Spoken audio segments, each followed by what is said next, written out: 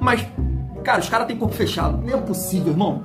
Não é possível que aquela bola do Ryan não entra, cara. Aí a bola sobra pro Bruno Henrique. Um chute inacreditável. Se é contra qualquer outro time do planeta Terra, aquela bola não entra. Gente, 5 anos, gente.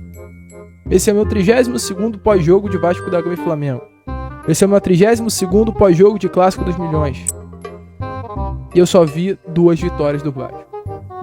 É um absurdo. Pro Vasco todo jogo ser esculachado pelo Flamengo. Pra que o Vasco todo jogo venha a ser humilhado, ridicularizado. Aí acaba o jogo. Eu ainda tenho que ficar ouvindo, porra, zoação de flamenguista, porra. Era disso que eu estava falando. Agora. Então o Vasco aí sendo humilhado, passando por chacota. E eu não vou romantizar. Ah, mas que o Vasco foi melhor no primeiro tempo. Foda-se! O que importa são os 90 minutos. É o produto final, é o resultado. Eu não vou ficar romantizando 20, 30 minutos que o Vasco jogou bem. A gente está com jejum aí.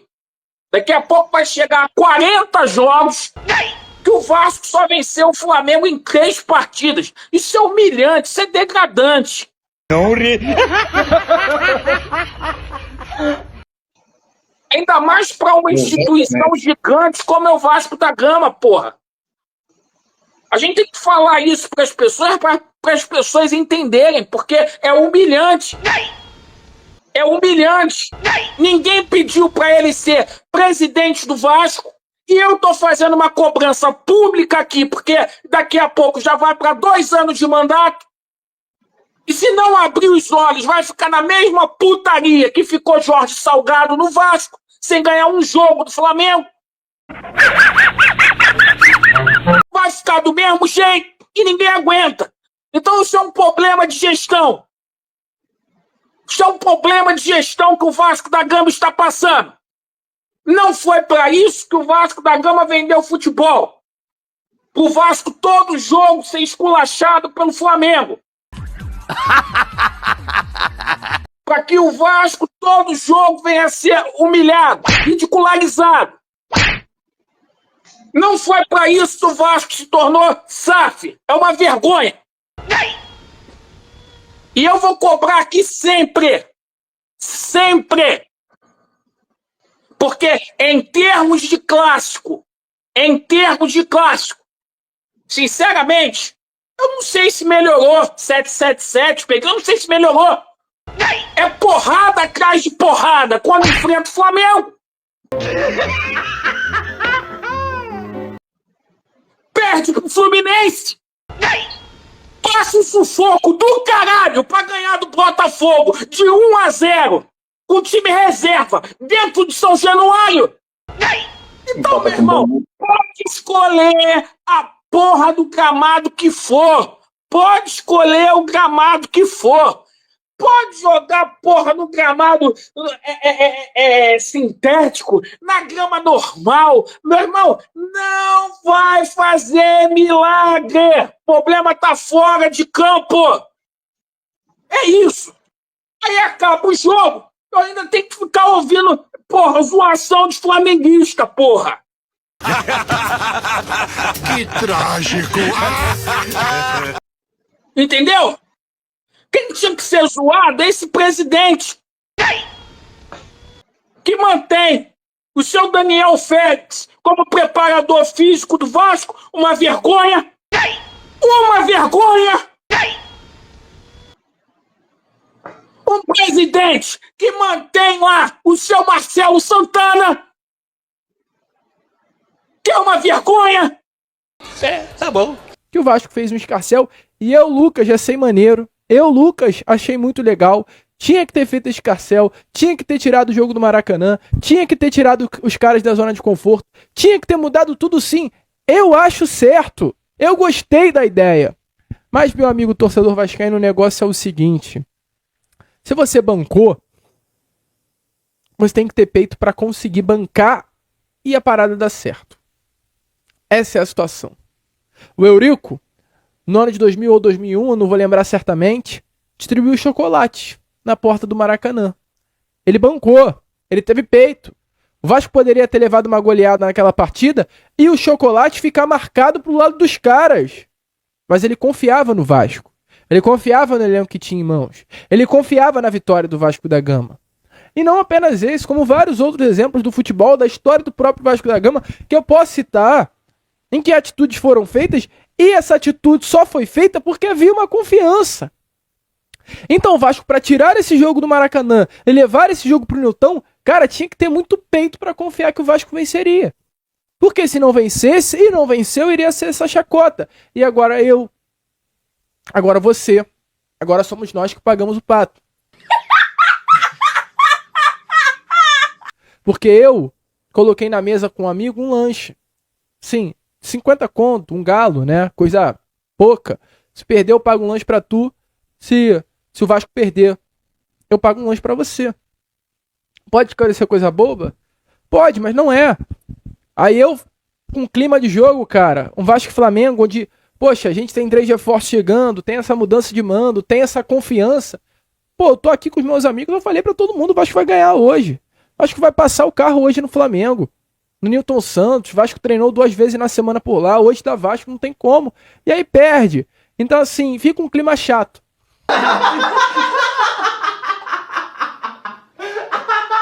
Por quê? Aumenta a esperança do torcedor, mexe com o brilho do torcedor para passar mais uma vergonha.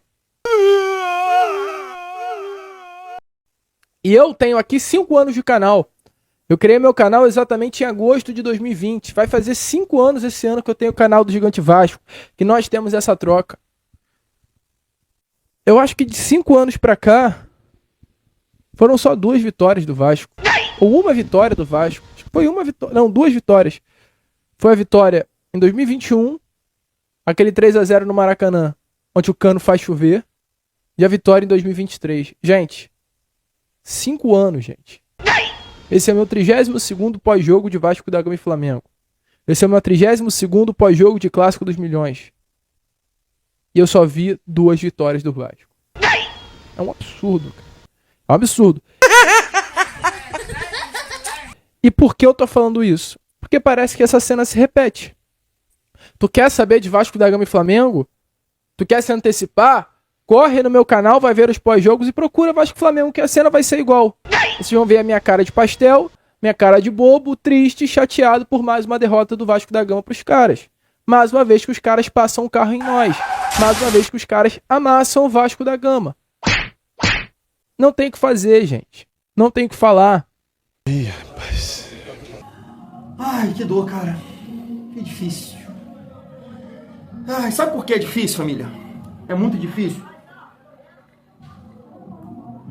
Porque isso eu acho que é apequenar o clube, é uma postura de torcedor pequeno. Assim, a gente destaca, a gente elogia a postura do Vasco hoje, né? De muita luta, de muita disposição, de muita entrega. O time brigou muito, né? Baixou a lenha, né? O Flamengo também chegou junto. Só que isso é o mínimo, né? Isso é o mínimo. De você entrar num clássico ligado, disposição, já que você tem uma questão técnica inferior, você tem que brigar, você tem que lutar, tem que ter disposição. Então você vai exaltar isso, mas isso é o mínimo. Só que no momento que a gente tá, da nossa vida, do nosso momento de, sabe, a gente acaba se apegando a isso. Pô, pelo menos a postura, né? No primeiro tempo o Vasco teve 5 finalizações, mesmo com o domínio ali, com a posse de bola. O Vasco teve 5 finalizações, o Flamengo teve 2. E a melhor chance da partida no primeiro tempo foi do Ryan, que aí, você me desculpa, eu não sei a sua fé, eu não sei o que você acha da vida, né? Não sei. Mas, cara, os caras têm corpo fechado. Não é possível, irmão. O quê? Como?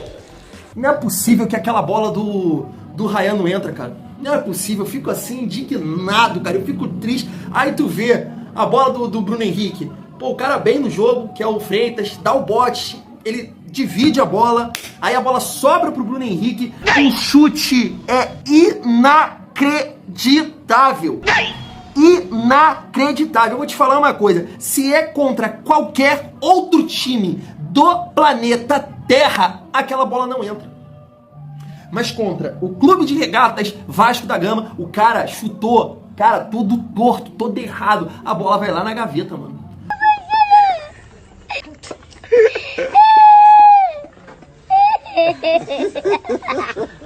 Pô, é uma coisa surreal, cara, que vai entrando na nossa mente, no nosso corpo e vai dando fraqueza e tu fala assim, que é isso, velho? Que é isso? Ai, família vascaína, que pós-jogo difícil de fazer, cara. Que pós-jogo difícil de fazer.